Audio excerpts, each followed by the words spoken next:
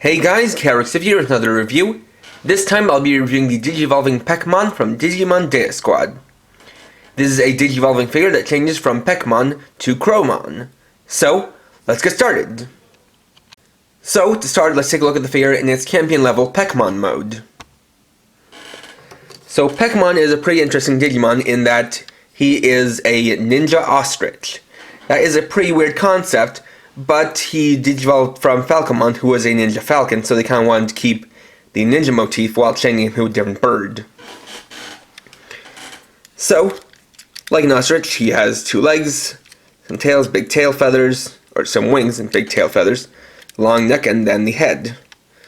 So starting off with the head, he has this pretty cool plume of orange hair, a nice visor, got his eyes and beak, very well molded and painted. Tassels coming down from there. Got his body, which has kind of a ninja gi on it, complete with chainmail underneath. Got his nice brightly colored wings and tail feathers. This little piece here, which forms one part of his scarf. You have the legs and feet, which are also kind of decorated in ninja garb. For articulation-wise, he's got some. You can move his head, or rather his neck, forward and backwards. The wings can pivot on these joints as well as rotate 360 degrees. The legs are on joints that go forward and back as well as in and out, though the in and out joint is a bit more for the transformed mode. It also has toes that can pivot up and down, as well as the front toes being able to move inwards and outwards. The one thing about this figure is that it is pretty back heavy, so that's why you saw me, or that's why he started out in a position where he was pretty leaned forward in order to stand, and that's because while he would normally stand like this, unfortunately the back heel claws are rather weak, so he'll more than likely fall over if you don't have him leaning forward. So, to start with the transformation, I'm going to come around to the back, split open the tail feathers into these two halves, rotate them down, fold down this piece here, which will come into play later.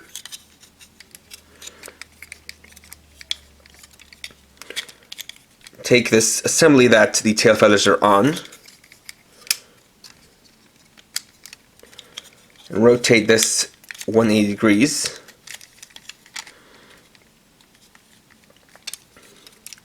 Then lift up these orange panels, flip them around, using these sliding bars, collapse them in to connect to the gray parts.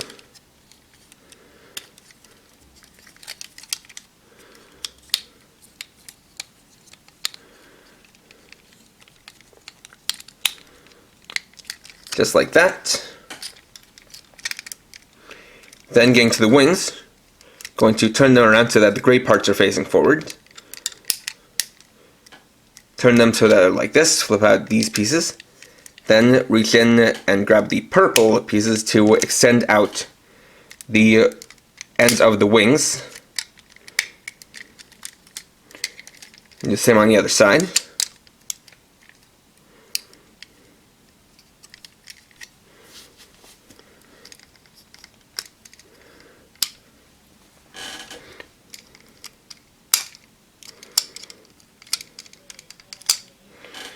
And these ones can be tricky.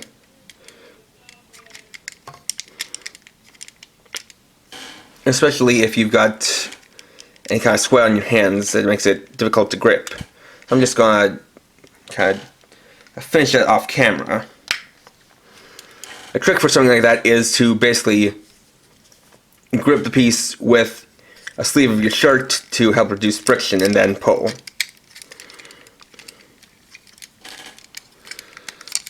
From there, we'll go down to the legs. We're going to swing out Peckmon's legs, fold in the claws, and then fold them up against the legs, just like this. Then on these joints, going to rotate them around 180 degrees, and fold them in so that the new tail pieces are covering them. I'm going to fold forward Crowmon's legs and split open the claws for all three.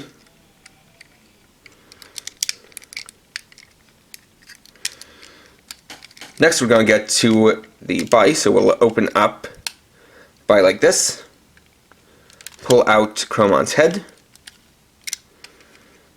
then collapse in Peckmon's head, and then extend out this piece and fold it in. And one thing you want to be really careful for is that when you push it in, you want to make sure that's pushed in until you hear a click, like that. Otherwise, if you try pushing the head in, you may risk scraping the paint off of the top of the head.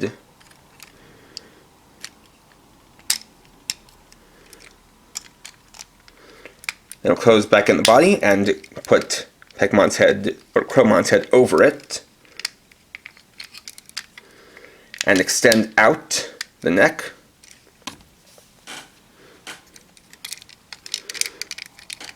Then we're going to take these pieces from inside, fold them around, and connect them together over the new chest.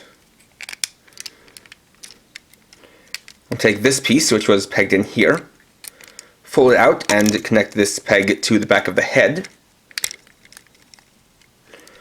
Then spin it around and straighten it out, just like so. And here we have the ultimate level mode, Crowmon, or Yatagaramon as he's known in Japan. Now, one last transformation step I forgot to mention is that for this piece here, you actually want to take it and extend out the third leg. And speaking of third leg, in the case of Crowmon / Yatagaramon, this is a case where the changing of his name for the English version of the series was a bit of a detriment. And while he is a crow, that does kind of simplify what he's supposed to be, as Yatagaramon more references his actual cultural roots, as he's based on a mythical creature in Japan called the Yatagarasu, or the three-legged crow, as you can see by the three legs down here. So he's got a very different body than that of Peckmon, being of course a different bird. You see he has this gold-plated head piece, with this singular feather extending out from the back of it. Got a lot of nice mold paint and detail for the head, and a lot of nice mold detail to indicate the layers of the feathers. Have this new bit of plumage covering his chest. Got the wings with these little ornamental lightning rods on them. Bit more ornamentation down here. Got the legs as well as the new gray tail feathers. Now, unfortunately, this guy doesn't really have all too much articulation, but that is the kind of thing to be expected. Most of it comes in the wings, which are about the same as before. Of course, you can fold the wings in and out and rotate them. Of course, you can also pivot these pieces if you'd like. And you can take the lightning rod pieces and actually twist them around, just like so. As for legs, they're on the same kind of joints, but now you have these joints that you can move in and out, although I don't really see much purpose to having these here, as this isn't really any kind of natural leg movement. And the tail pieces are also on ball joints, so you can kind of move those around if you want.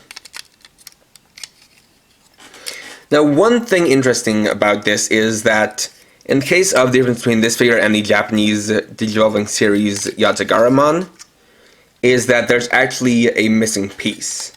Well, of course, missing paint and the kind of difference between paint is standard.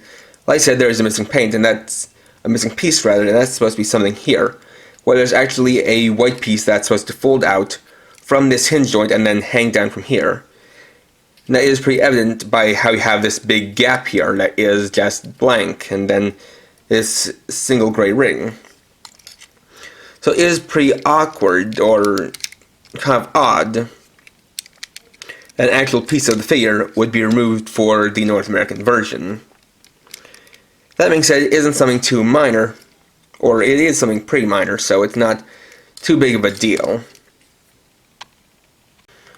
And there we go. Overall, this is another great Digivolving figure, and definitely out of the three that I looked at from Saber/Data Squad, the most unique. It definitely has the most involved and drastic transformation, and it really does hide both modes quite well, unless you look at them from the back or kind of see some of the undersides that reveal the kibble. But besides that, it does a good job replicating both modes quite well, and it's got a lot of nice detail to go along with it. Obviously, being a Digivolving figure, again, not the best articulation, but a lot of times you're buying these more for the transformation than for any composability. Now, obviously, like I said, there are some minor paint differences, and while it's unfortunate that the North American version is missing a piece, I don't think it's worth going out of your way to try to get the Japanese version of this figure just for that piece, because I've seen it go for some pretty high prices on the aftermarket, and it's a lot more affordable to get this. So if you're a fan of this Digimon and this Digivolution line, I definitely recommend picking up this figure. So, next time, I'll be reviewing the Deluxe X-Changer either Thursday or next Tuesday at 6 PM PST. Thanks for watching. If you enjoyed this video, please leave a like. Let me know your thoughts down in the comments. And if you're new and would like to see more, please subscribe and hit the bell icon. And for now, this is KRX50, Riding off.